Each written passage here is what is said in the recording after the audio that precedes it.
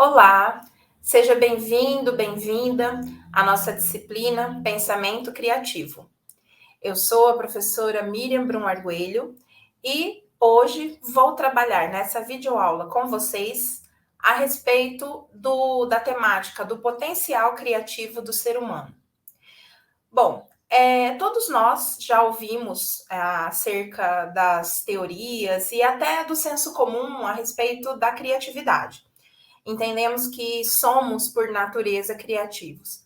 Mas nem sempre esse foi o conceito válido e aceito na maior parte dos contextos.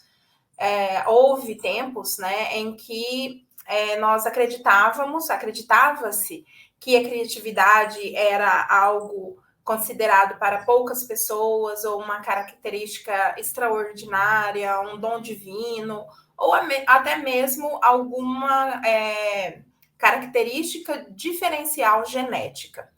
Com o passar do tempo, com o avanço nas pesquisas e estudos da neurociência, da neurocognição, nós começamos a compreender que a criatividade é uma característica de todo ser humano, né? É uma das competências da inteligência humana.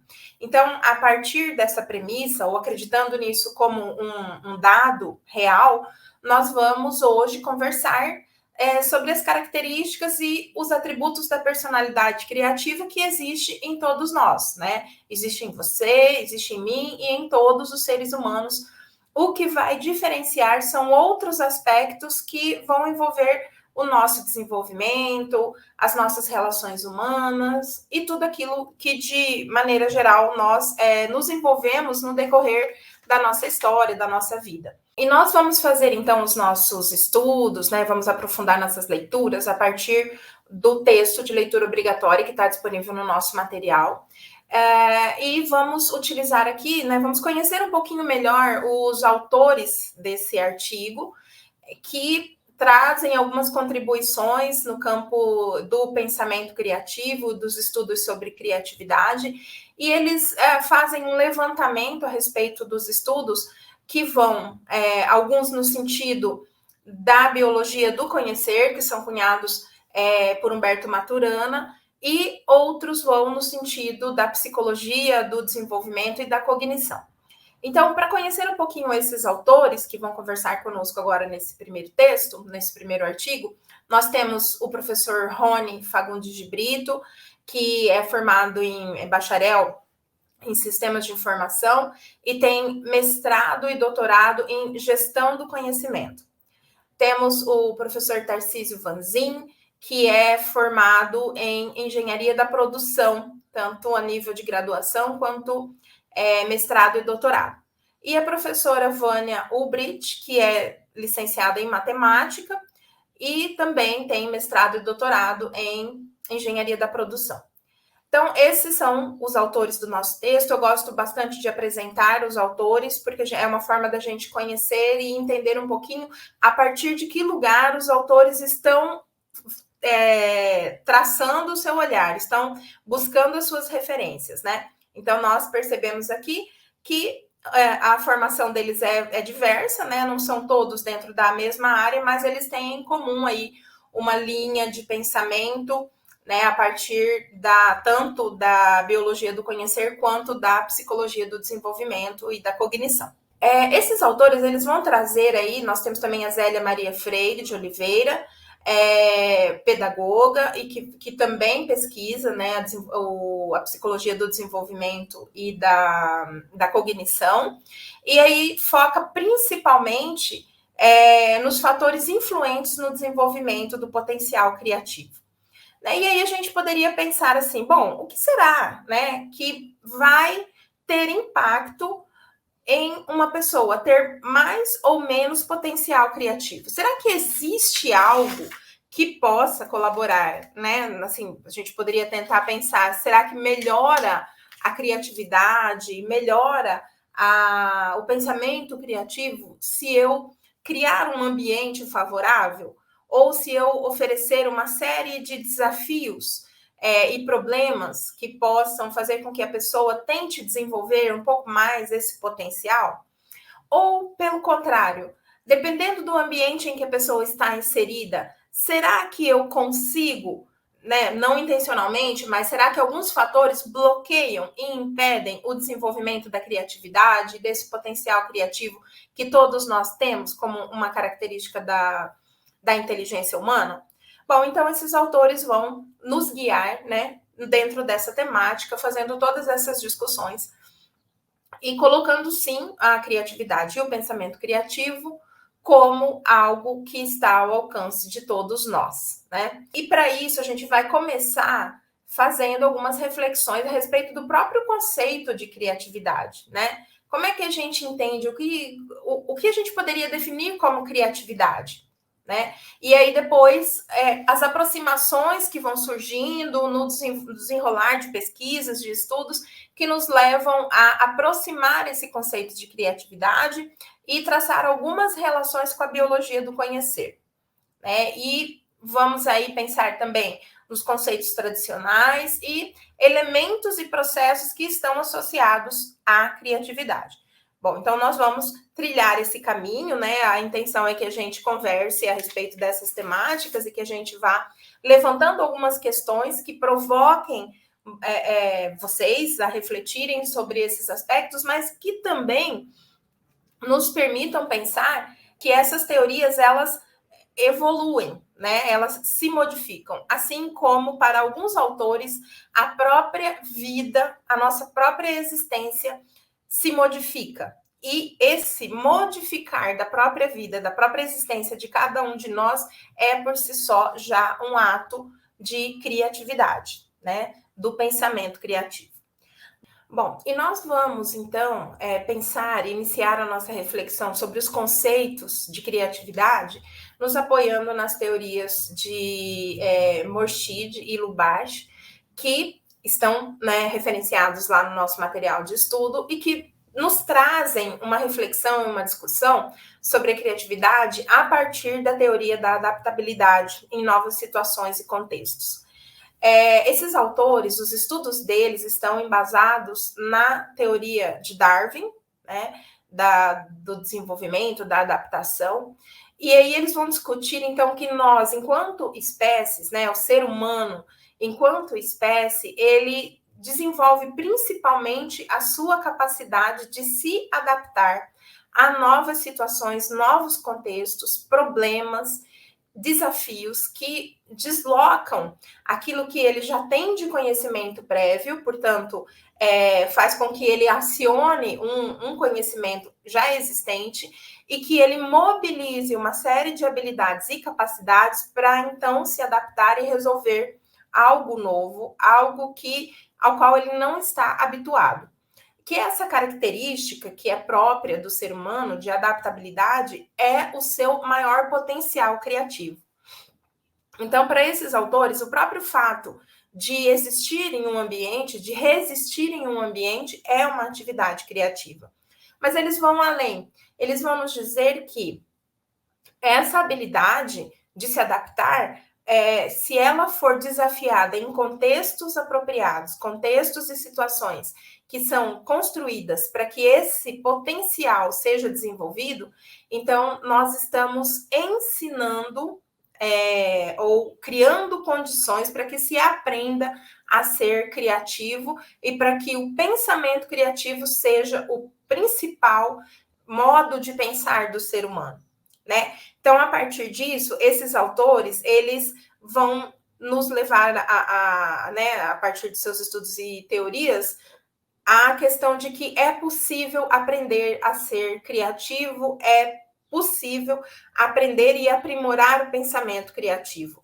Não no sentido de que nós já não sabemos, de que é algo desconhecido para nós, mas no sentido de que quanto mais nós somos desafiados a nos adaptar, potencialmente mais criativos seremos, né? Então, um ambiente desafiador, um ambiente que o tempo todo se modifica com situações, contextos, desafios, problemas, esse ambiente estará contribuindo para que a criatividade seja potencializada. Depois nós temos também uma outra pesquisadora, que é a Meg Bolden, que vai falar sobre a mente criativa, né? E aí ela vai falar sobre uma diversidade de características e atributos da própria mente humana que está relacionada a alguns elementos, algumas sensações e sentimentos que nós temos e que a união, a junção, a ativação dessas informações, desses conhecimentos, nos fazem ter uma mente criativa, né? E aí ela vai falar sobre a própria história de vida da pessoa, ela vai falar sobre a memória, ela vai falar sobre o sentimento, sobre a intuição, sobre experiências prévias, sobre insights. Então, tudo isso que está reunido num arcabouço mental, né, que está lá construído a partir de uma cultura, a partir de uma história, são conhecimentos que vão sendo acumulados ao longo do tempo e que fazem com que nós tenhamos ali um referencial muito grande, muito amplo, que nos permite construir respostas criativas, construir um pensamento criativo a partir de diferentes situações. E, então, essa pesquisadora, ela tem uma contribuição muito grande dentro desse campo, né, do pensamento criativo, da criatividade, porque vai justamente olhar para a criatividade e para o pensamento criativo a partir do cérebro e das estruturas neuronais, das estruturas cognitivas. É interessante que essa pesquisadora, recentemente foi lançado uma inteligência artificial que é conhecido como AIDA. AIDA é um robô e ela foi desenvolvida principalmente com habilidades artísticas. Ela tem, depois vocês podem procurar na internet, tem aí uma série de vídeos e um material muito interessante para a gente conhecer um pouquinho o que foi pensado para concepção e desenvolvimento da AIDA. Ela é pensada como um robô que vai interagir com pessoas para ser uma artista. Então, ela vai pintar, vai desenhar, mas uma das características que é mais gritante no desenvolvimento da AIDA é que ela tem alguns comportamentos que se assemelham muito ao comportamento humano. Por exemplo, o movimento dos olhos. Ela tem a face dela é toda desenvolvida como se fosse o rosto de uma pessoa, de uma mulher. Os olhos, né, têm exatamente os mesmos atributos que os nossos, e ela faz os movimentos do olhar, né, a partir de inteligência artificial, consegue reproduzir exatamente como nós reproduzimos. O que a Meg vai discutir a partir da análise dessa inteligência artificial e que, enfim, nos provoca para pensar um pouco a AIDA, ela tem lá uma série de informações que são inseridas ali na sua memória artificial, né? É uma inteligência artificial, e ela consegue reproduzir, né, uma série de ações, uma série de movimentos, uma série de expressões que poderiam ser entendidas como humanas. Mas a AIDA não consegue, ainda que tenha, né, um potencial muito grande de desenvolvimento tecnológico, não consegue sentir ou expressar sentimentos que sejam originalmente próprios dela. Ela vai estar sempre reproduzindo algo, combinando uma série de informações, reproduzindo algo. Nesse aspecto, a gente poderia dizer que a AIDA se aproxima daquilo que a Meg coloca para nós, da mente humana. Nós combinamos aí uma série de elementos e de referências que estão armazenados na nossa memória. A AIDA também faz o mesmo.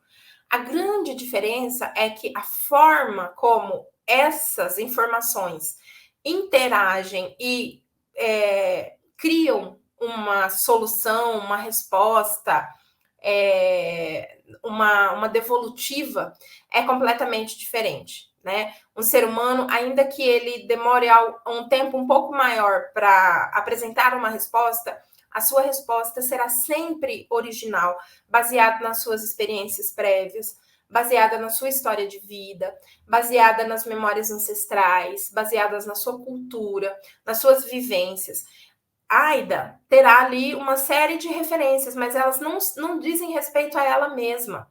Portanto, não tem uma originalidade. A combinação dessa informação, a resposta daquilo que ela é capaz de entregar, está muito aquém daquilo que um ser humano consegue entregar. Bom, isso é bom, é positivo, né? Nós olharmos para uma inteligência artificial que já consegue desenvolver tantos atributos importantes, inclusive fazer desenhos artísticos perfeitos, assim como um ser humano faz, mas existe uma distância entre o que essa inteligência consegue fazer e aquilo que o ser humano consegue fazer. Ao mesmo tempo em que nós podemos nos sentir aliviados de pensar, né, que a inteligência artificial existe e é capaz de reproduzir uma série de atributos que são próprios do humano, e isso tem um lado positivo, é preocupante também o quanto a tecnologia, o quanto a ciência avança nesse sentido, né? Então, o que nós dizemos é que hoje ainda não consegue desempenhar as mesmas funções do que a mente humana, a mente criativa, mas avançou muito em relação a tudo que existia e tudo que já foi visto em relação à mente humana, às habilidades humanas e à capacidade humana a partir de uma inteligência artificial. Bom, isso tudo pelo menos nos leva a pensar que nós temos aí alguns desafios pela frente, né? Que são justamente essas outras inteligências que não são humanas e não são naturais e com as quais nós estamos começando a conviver. E o que é possível, quais os potenciais, né, a partir disso. Nós temos aí o ChatGPT, que é uma inteligência artificial e que cria muitas coisas. Existe, né, pessoas que são adeptas e já estão utilizando e tem pessoas que são contra. E nós acreditamos que é sempre muito importante que a gente experimente, quanto mais não seja pela própria referência, né, de experimentar algo e analisar o seu potencial. Bom, então, o posicionamento em relação às inteligências artificiais é que nós precisamos conhecê-las. Nós precisamos ter uma opinião própria e crítica em relação a elas, porque é justamente essa opinião crítica que nos difere delas, né? Então, nós precisamos entender, compreender e pensar sobre elas. Bom, dentro desse leque de teóricos e de teorias criativas e da mente humana, nós temos uma referência muito importante, que é um pesquisador estadunidense, que é o Howard Gardner, e que apresenta ali no final da década de 70, início da década de 80, a teoria das inteligências múltiplas. Ele surge num contexto em que nos Estados Unidos a mente humana está muito voltada para um potencial de medição e de uma inteligência, de duas inteligências, basicamente, né? Que seria o conhecimento lógico-matemático e o conhecimento linguístico. Nos Estados Unidos, durante muito tempo, o QI era medido, né? A capacidade o coeficiente de inteligência das pessoas era medido a partir dessas duas áreas do conhecimento, o pensamento lógico-matemático e o conhecimento linguístico. E isso gerou grandes problemas, né, de segregação de pessoas que não atingiam um coeficiente razoável ou satisfatório para que elas ingressassem em carreiras, em cursos, enfim, para que elas fizessem as escolhas a partir dos seus próprios interesses e desejos. Isso gerou um problema muito grande e a própria ciência criticou muito esse tipo de abordagem, mas até hoje nós temos resquícios e heranças desse tipo de abordagem que surgiu ali na década de 60, acho que a partir da década de 50 até mais ou menos a década de fins de 70 nos Estados Unidos. E Gardner surge, um psicólogo voltado também para o pensamento, desenvolvimento cognitivo, né? E esse pensamento criativo, ele desenha uma teoria em que mapeia a mente humana apresentando diferentes inteligências, né? E aí ele vai nos dizer que nós, seres humanos, nós podemos ter diferentes inteligências e cada uma delas com níveis e potenciais diferentes que podem ser desenvolvidas em todos nós, né? E aí ele começou um estudo em que ele mapeou 7 inteligências, que seriam a inteligência lógico-matemática, a inteligência linguística, a inteligência interpessoal, que seria de relacionamento entre as pessoas, a inteligência intrapessoal, que seria as próprias questões, né, da individualidade de cada um e como cada um tem a habilidade de resolver as suas próprias questões. A inteligência corporal, né, de percepção do corpo e de organização desse corpo num determinado espaço, desenvolvimento das capacidades motoras e de atletismo, a inteligência espacial e a inteligência musical. Então, Gardner, ele revoluciona o que vinha sido construído e considerado até então, porque ele começa a dizer, então, é possível ser inteligente a partir de uma perspectiva musical.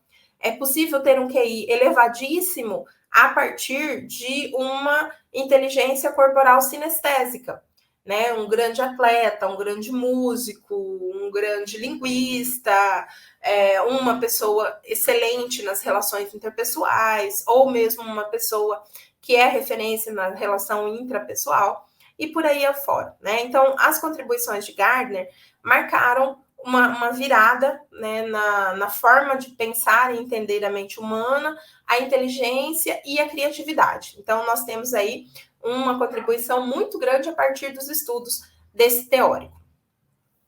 E aí nós vamos, então, agora fazer, né, um olhar para um outro lado do desenvolvimento ou do olhar para a ciência da mente, né? E aí nós vamos pensar a criatividade a partir da biologia do conhecer.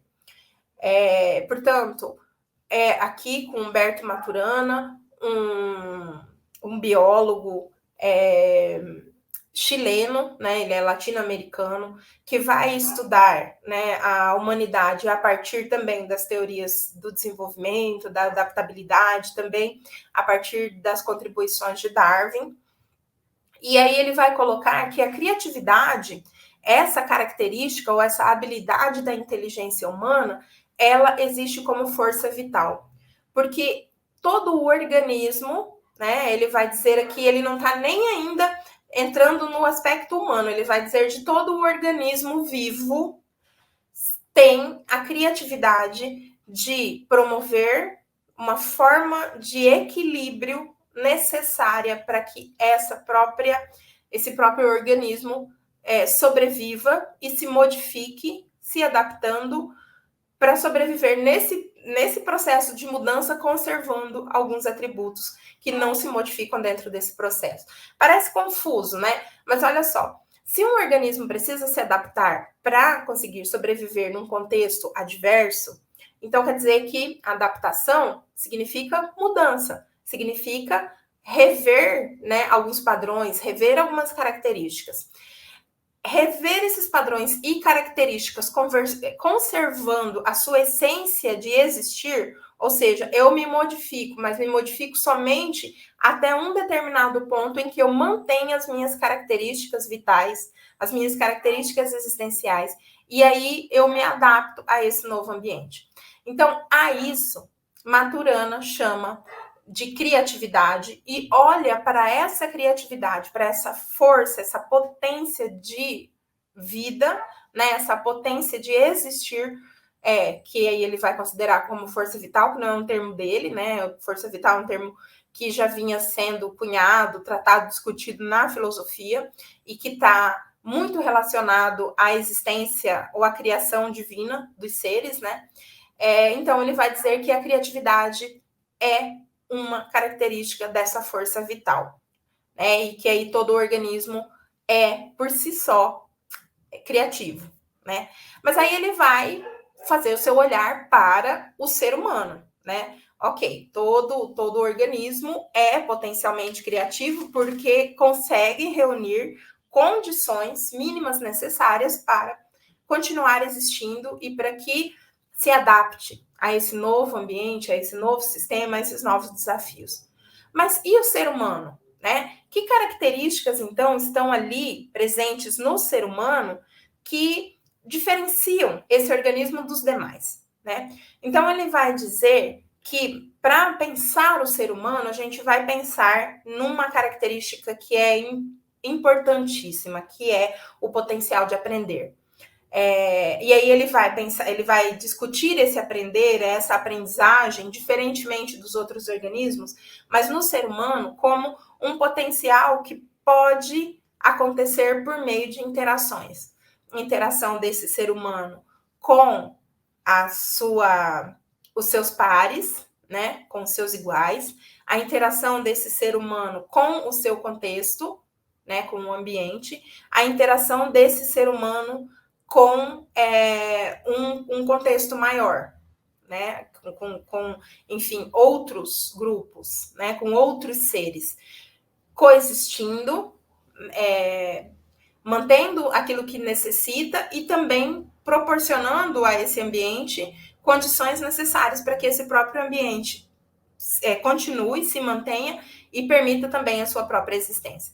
Então, para Maturana, o processo de pensar, de criar, de conhecer, ele tem uma relação biológica, né? Aí ele vai dizer da autopoiese. Autopoiese, que é um termo cunhado por ele próprio, vai, então, ser um atributo do ser humano que, dentro desse contexto, analisando todos esses fatores internos e externos, conhecimentos prévios e novos, vai desenvolver, vai refletir, né, reflexionar, que é uma característica própria e única do ser humano, sobre a sua própria existência, sobre a sua própria manutenção de vida nesse contexto, e então ele vai, a partir disso, desenvolver tudo aquilo que ele vai fazer e que ele precisa fazer, que ele pode fazer para estar nesse contexto da melhor forma possível, com menos esforço, com menos gasto de energia, com um potencial de sobrevivência maior, e também garantindo que os seus iguais, né, os seus pares, também permaneçam e também se desenvolvam. Bom, a teoria do Maturana, ela é complexa, a gente não consegue falar sobre ela numa videoaula, nem que a gente fale especificamente só sobre essa teoria, mas é importante a gente pensar que a contribuição desse autor, ela nos coloca um desafio que desloca o nosso pensar a respeito da criatividade, do conhecimento, do próprio aprender, né, do próprio conhecer. A gente vai, então, a partir da leitura, da reflexão, a partir de Maturana, entender que a nossa relação com o meio é, por si só, uma relação criativa, porque estaremos o tempo todo criando situações propícias à nossa própria existência e à nossa criatividade. Portanto, é um atributo de todo ser humano, é um atributo altamente elaborado, que requer uma série de elementos que são organizados, catalogados, né, numa memória, e que são ativados sempre a partir das demandas e das necessidades reais da existência desse próprio ser.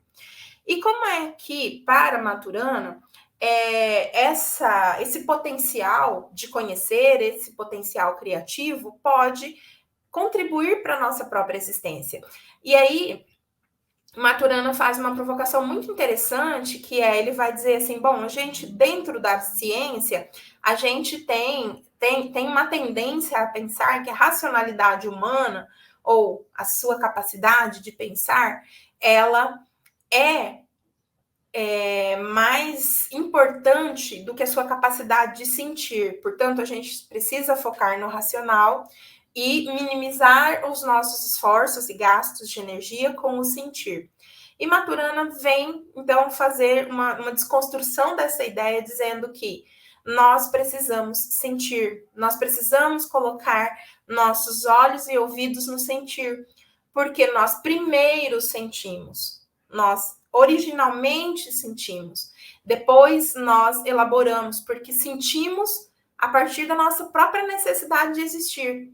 Sentimos o desafio, o medo, sentimos o obstáculo que temos à frente, sentimos aquilo que a vida própria nos coloca. E por esse sentir, nos deslocamos para algo novo. Por esse sentir, criamos. Não é porque existe uma razão que está aqui pensando e elaborando, totalmente separada e desconectada do sentir, e que nos faz, então, seres inteligentes, né? Com uma inteligência que se descola do sentir. Maturana vem nos dizer, não, muito pelo contrário, sentimos primeiro, e porque sentimos, e porque prestamos atenção no sentir, é que existimos, né? Então, ele vai nos desafiar a pensar como, dentro de um contexto, nós vamos fazer com que as pessoas sejam cada vez mais criativas. Então, nós vamos passar a prestar atenção, a dar ouvidos, a olhar, a ver essas pessoas, e aí, a partir disso, então, interagir com elas, e a partir disso também criar e ser criativo junto com essas pessoas. Bom, então, a partir disso, né, são duas grandes correntes que vêm aí fazer uma mudança nos referenciais para pensar o pensamento criativo e a criatividade. Nós vamos ter também, mais recentemente, né, as teorias sistêmicas da criatividade. As teorias sistêmicas, elas vão nos dizer que nós, organismos humanos, seres humanos, estamos organizados de forma sistêmica no ambiente. Portanto, nós temos pequenas células, pequenos grupos que vão se organizando, se autorregulando dentro de um ambiente, dentro de um contexto, garantindo a nossa existência. E aí nós teríamos a família como um microsistema, nós teríamos a escola, nós teríamos o trabalho, nós teríamos os grupos de amigos, enfim, né? Todos os grupos que nós pertencemos. E esses grupos, né, ele forma um sistema, os nossos próprios sistemas. E existir dentro desses grupos, interagindo de forma positiva, de forma que tanto eu quanto o outro tenha um desenvolvimento, tenha sua projeção, né, para aquilo que deseja, para aquilo que espera da vida, viver nesse ambiente sistêmico de forma harmônica, né, fazendo com que as estruturas existam e sejam respeitadas e se retroalimentem, é um potencial, né, da criatividade humana. Então, o que nós, dentro das teorias sistêmicas, o que nós fazemos é nos autorregular e organizar dentro desses sistemas, né, que seriam, então, família, seria esses grupos aos quais nós vamos nos ligando e que, ao desenrolar ao longo de nossas vidas, nós vamos fazendo parte e tornando também esses sistemas parte da nossa vida. Essas teorias, né, principalmente as teorias mais recentes do pensamento criativo, elas têm uma base muito forte de que, tanto no contexto da família, no contexto da escola, quanto no contexto organizacional, o potencial criativo pode ser desenvolvido. Ou seja, todos nós somos providos da competência, da habilidade de sermos criativos, e essa criatividade, ela pode ser desenvolvida à medida que ela é estimulada e provocada. Para tanto, é necessário um aspecto muito importante dessas novas teorias, é que esse organismo, esse ser humano que faz parte desse sistema, que ele esteja saudável. E estar saudável não significa somente as características humanas dessa pessoa, mas humanas no sentido de físicas, né? Nós não estamos falando só da saúde física, nós estamos falando da saúde emocional, da saúde afetiva e de todos, né, os aspectos das relações humanas que afetam a nossa forma de sentir, a nossa forma de pensar.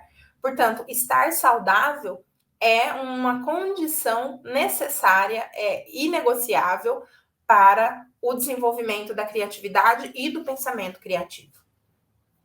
Bom, então, fazendo um resumo, né, esses aqui foram os pensadores que mais recentemente trouxeram contribuições dentro das teorias, né, da criatividade, do pensamento criativo.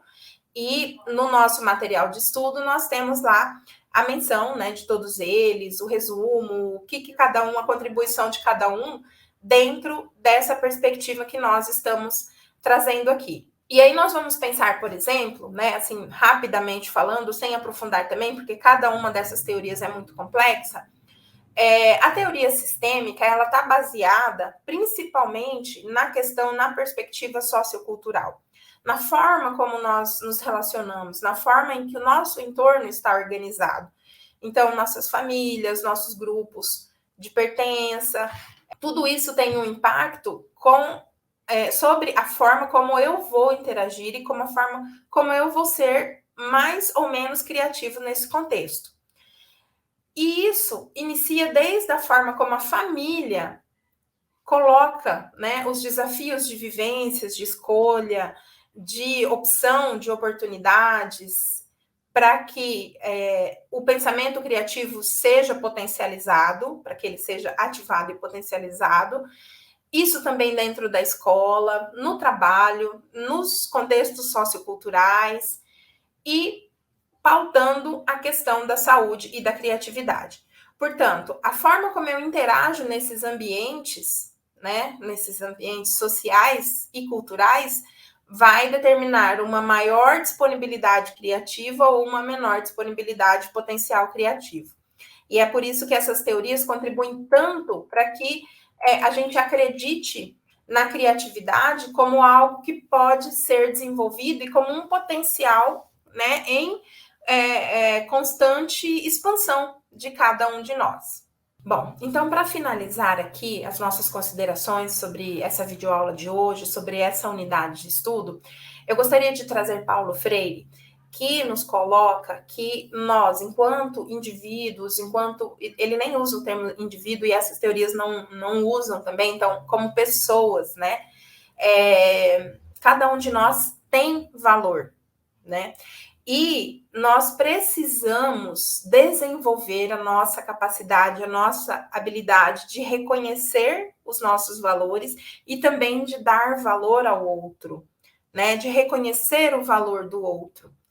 À medida em que nós começamos a nos sensibilizar a respeito, né, do valor de cada um de nós e do seu potencial criativo, do seu potencial de pensar, de agir, de se adaptar, de resolver, nós estamos criando ambientes e condições favoráveis para que a criatividade seja desenvolvida, para que ela seja efetivamente algo que faça parte do nosso ser, do nosso viver.